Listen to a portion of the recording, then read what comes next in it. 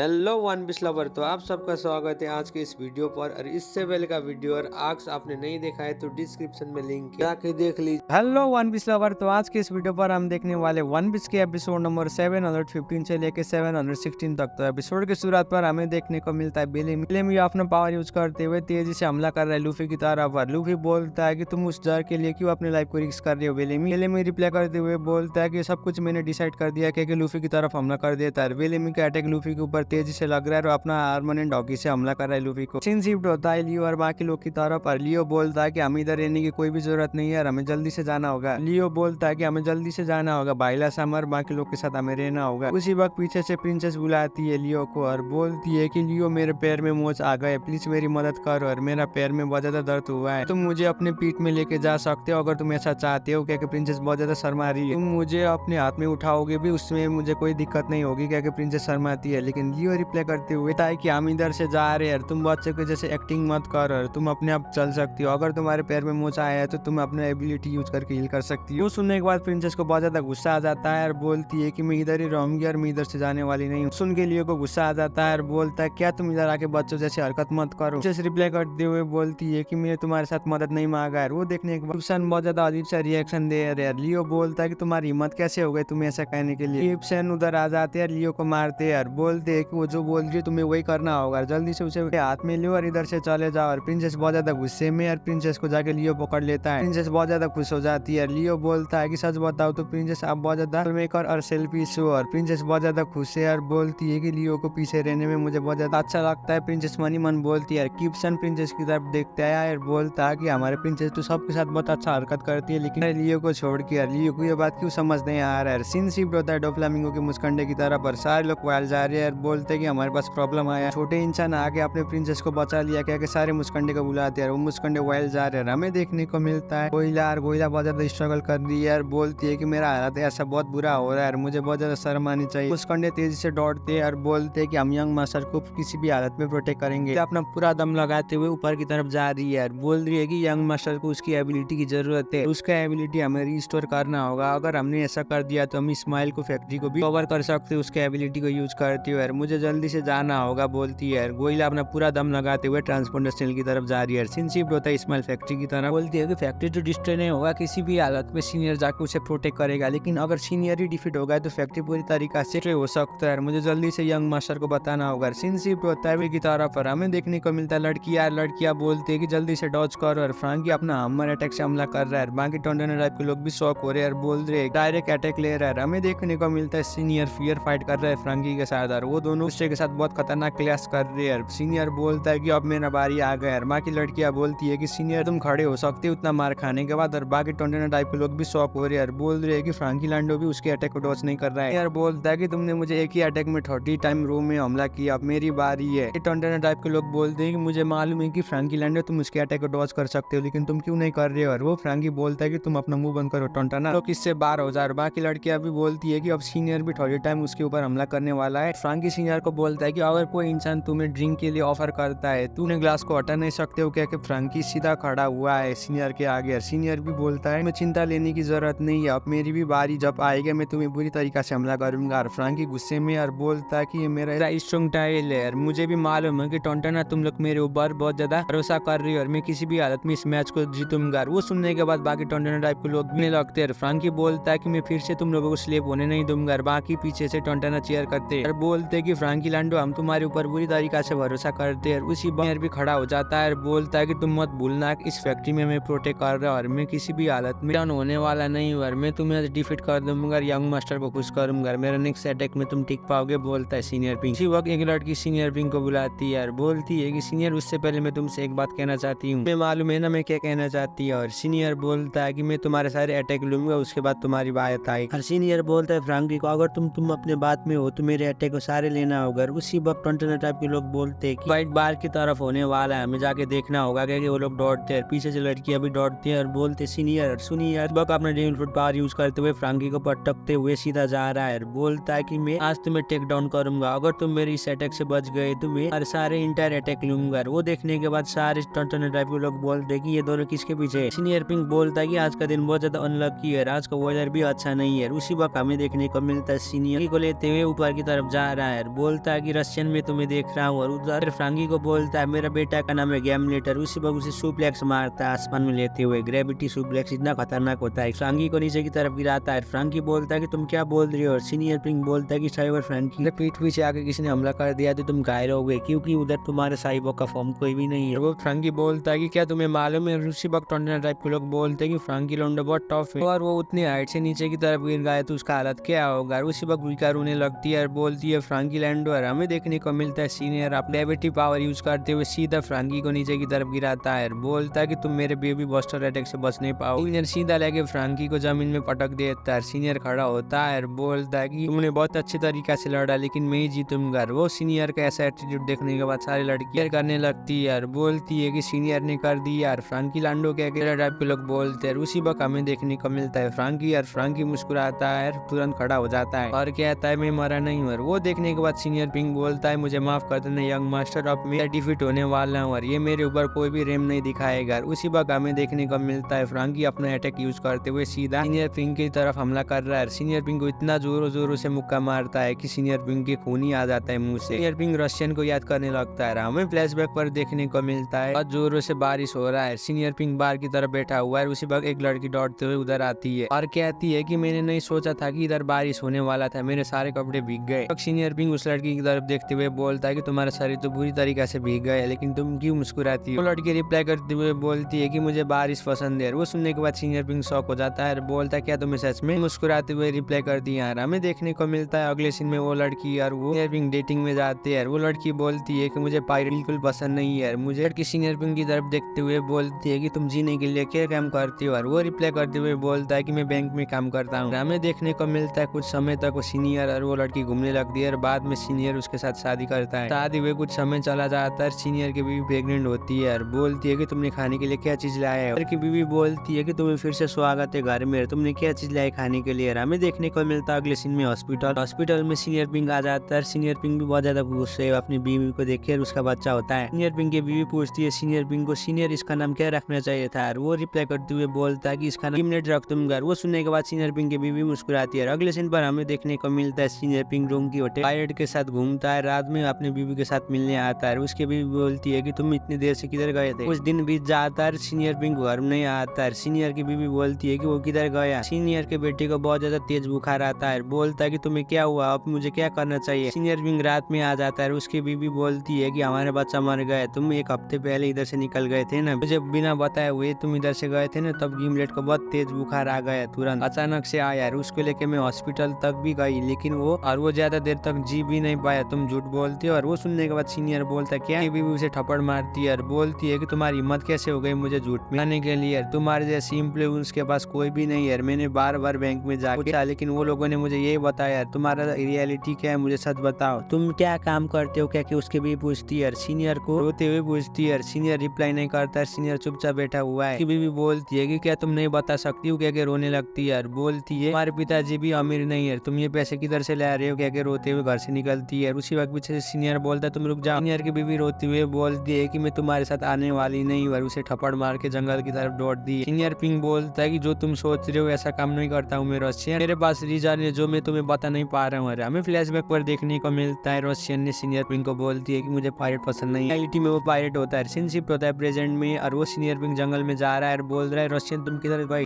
Transporter cell में हमें देखने को मिलता है सीनियर पिंक को फोन आ जाता है, उसे डॉक्टर बुलाते हैं। डॉक्टर बोलते हैं कि तुम्हारे बीवी का हालत बहुत ज्यादा बुरा है, क्योंकि वो इसमें भीगी है, तुम्हारी बीवी प्रेग्नेंट थी इसलिए उससे बहुत ज्यादा लीक हुआ है, उसी रीजन से उसका कंडीशन भी बहुत ज्यादा सीरियस है, हम भी कुछ नहीं कर सकते। अभी के टाइम में वो BS है। सीनियर पिंक अंदर की तरफ देखता है और बोलता है तुम्हें क्या हुआ है। डॉक्टर रिप्लाई करते हुए बोलती है कि तुम्हारी बीवी का कंडीशन बहुत ज्यादा बुरा है, वो कोमा में चली गई है। डॉक्टर बोलते हैं कि हमें कुछ भी मालूम नहीं है कि वो कितनी देर तक जी पाएगी। हमें फ्लैशबैक पर देखने को मिलता है सीनियर ने रशियन के साथ शादी कर दिया और वो दोनों डेट जाते, सब कुछ सीनियर वो याद करते हुए रोने लगता है और बोलता है कि मुझे माफ कर देना, मैं हारना नहीं चाहता था इसलिए मैं ये झूठ बोला। हमें अगले दिन में देखने को मिलता है सीनियर कोट पेंट पहन के एक फूल लेते हुए जाता है दिल को वाइफ को मिलने के लिए, लेकिन उसके वाइफ कुछ भी नहीं बोलती है, वो चुपचाप देखते रहती है। लेकिन सीनियर पिंक उसके साथ बात करता है और उसकी भी कुछ भी बोल नहीं पाती है, वो सीधा ही रहती है। और वो सीनियर पिंक बोलता है कुछ तो बोलो, और मैं तुम्हारे मुंह से एक शब्द सुनना चाहता हूँ कि हर दिन आता है। हमें देखने को मिलता है अगले दिन पिंक अपने बच्चा का हेड पहन के आता है, बोलता है कि रशियन मेरी तरफ देखो तुम्हें कैसा लग रहा है, सेम बोनेट हेलमेट जो गिमलेट पहना करता था, तुम्हें कैसा लगा कह के बोलता है। वो देखने के बाद रशियन मुस्कुराती है। सीनियर पिंग भी बहुत ज्यादा खुश हो जाता है और बोलता है कि अगर तुम्हें इतना पसंद आ गया तो मैं रोज पहनूंगा, घर में तुम्हारे लिए यही फैशन बना के जाऊँ। शिफ्ट होता है प्रेजेंट में और सीनियर मार खा के नीचे की तरफ गिरा हुआ है। सीनियर अपने बीवी को याद करता है और बोलता है रशियन। इसी में एपिसोड खत्म होता है। वीडियो कैसे लगा नीचे कमेंट कर दीजिए। चैनल में भी पहली बार आए थे प्लीज चैनल को भी सब्सक्राइब कर दीजिए। तब तक के लिए सही हो ना।